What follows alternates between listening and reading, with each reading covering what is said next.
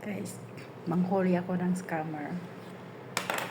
Oh, yung profile photo niya is nakilala ko itong nag-ring na pinaparing ko. Nakilala ko yan sa dating site ngayon. Bago lang. Tapos iba yung ano niya eh. Yan, ayaw sagutin. Okay? So, nanguhuli ako kasi yung phone number niya, guys.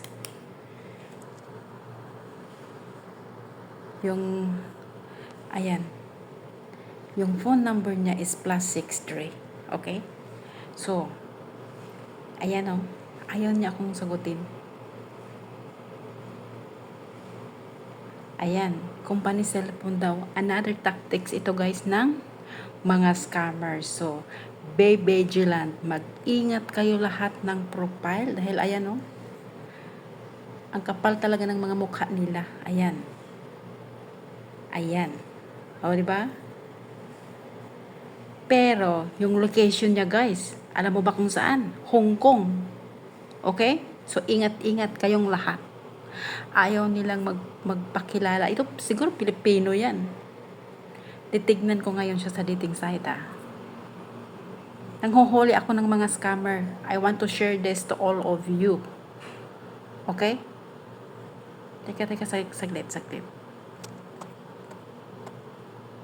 Saglit ha. Saan ko ba siya nakikita? Hi dear, I am Anthony Harrison. You gave me your WhatsApp number on the only Spark. Okay, sa Spark na siya. Tignan nyo. It's my pleasure to meet you here. We are using a company cell phone here with Philippines number. So, huhulihin ko siya, tanungin ko siya, puntahan ko siya doon sa Spark na dating site. Saan ba yung Spark? Ito, only Spark. So, I want to share all of you para hindi kayo mabiktima ng scammers, okay?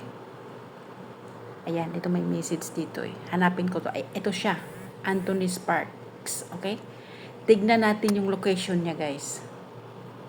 Ayan siya, ha? So, tignan natin yung location niya. Ganito ang ginagawa ko ngayon. Oh, Macau nga yung location niya eh. Macau yung location niya. Ang kapal talaga ng mukha. Siguro Pilipino ito, guys. Pilipino. Kaya ingat-ingat kayong lahat. Oh, location niya Macau eh. Hindi ko masyadong ma-view yung location, yung ano niya. Kasi, oh, ayan oh. Location Macau. Tignan nyo lang, guys. Ang kapal talaga ng mga mukha. Oh, ayan oh. Tapos location niya Macau. Tapos yung phone number niya ay Philippines. Ako ang niloloko nito eh. Ako ang niloloko ng hinayupak ng mga tao dito eh. So I am here to share all what I have, all my experiences. So okay, ang location niya guys is Macau. This is clear. Location Macau. Tapos yung gamit niyang ng number ay Philippines. Tapos punta tayo sa WhatsApp. Ayan. I-delete nyo lang disable. So, punta tayo sa WhatsApp.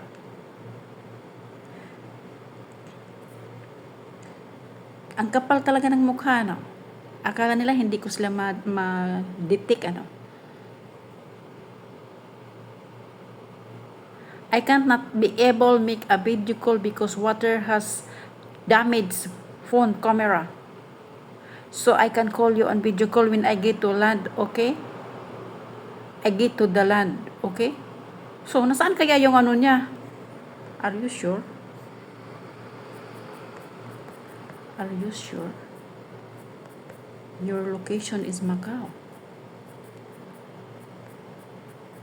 Your location is Macau. But why you are in Philippines?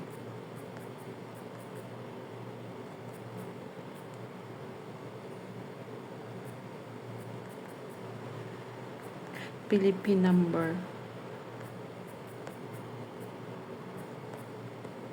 Ako ba ay niloko? Ako ba ay niloloko.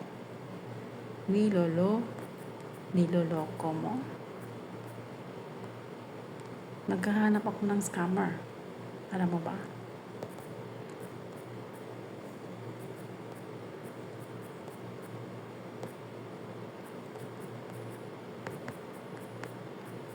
Alam mo ba?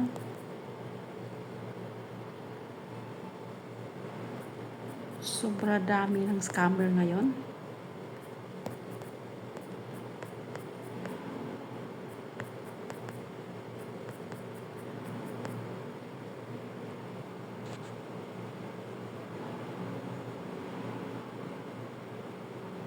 Ito guys, anuhan ko muna ito siya.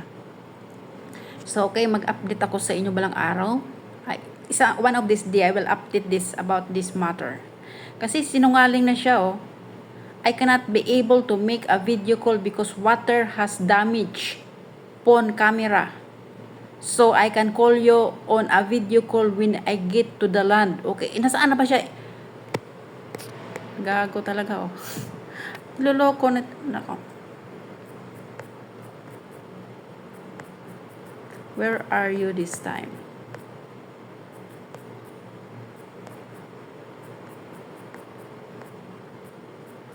In the air? Ako yung niloloko nito eh.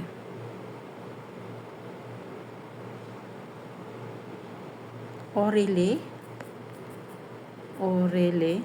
Ha. Huwag mo akong lukuhin. Baka isa ka rin scammer.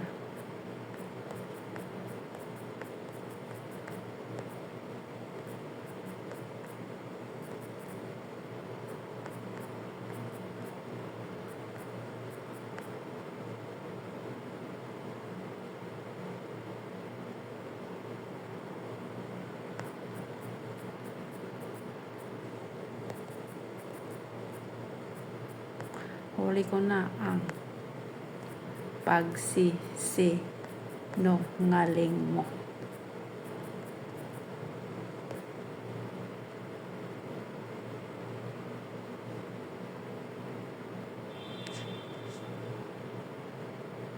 So, bakit? Bakit Macau ang nilagay mo?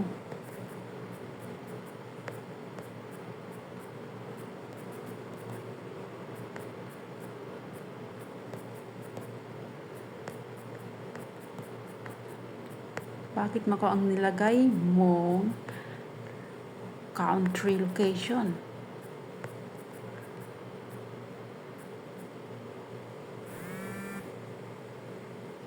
So, okay. Answer. So, guys, kapag ganito ang kanyang mga ano, Sorry? why I cannot see you? Yeah, actually I told you that I'm working here in offshore. I'm working here in the middle of the sea. That is where the company is located.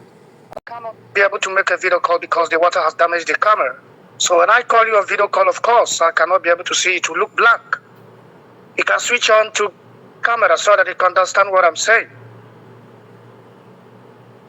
Could you switch on to camera, to video, so that you understand what I'm saying? I cannot be able to see you because the phone is already damaged. I mean the camera.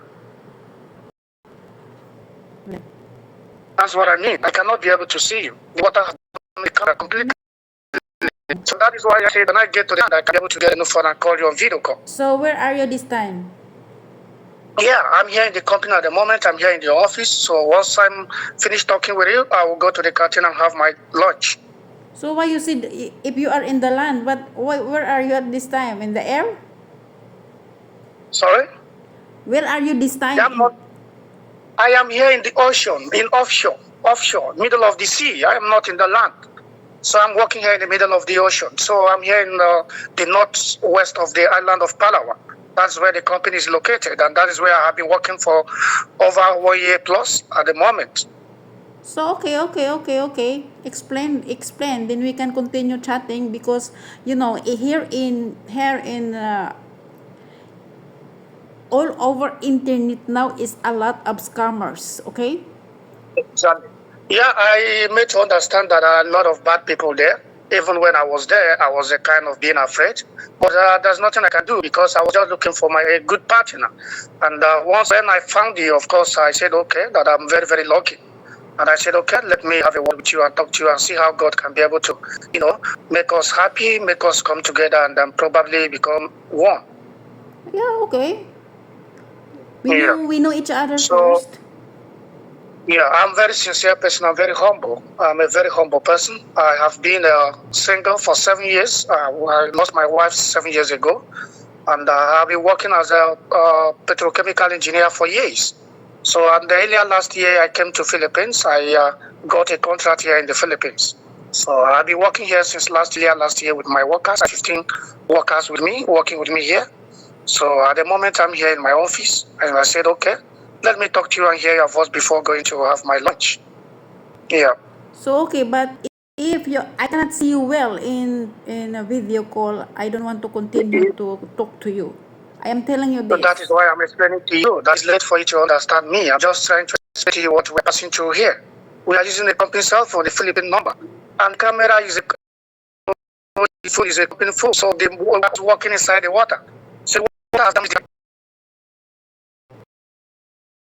so you cannot be able to make video call because you have damaged the camera. And that's why it's blank. I cannot be able to see, or you cannot be able to. That is the problem we are facing. Yeah, we can only make voice calls. So, That's why I'm telling you.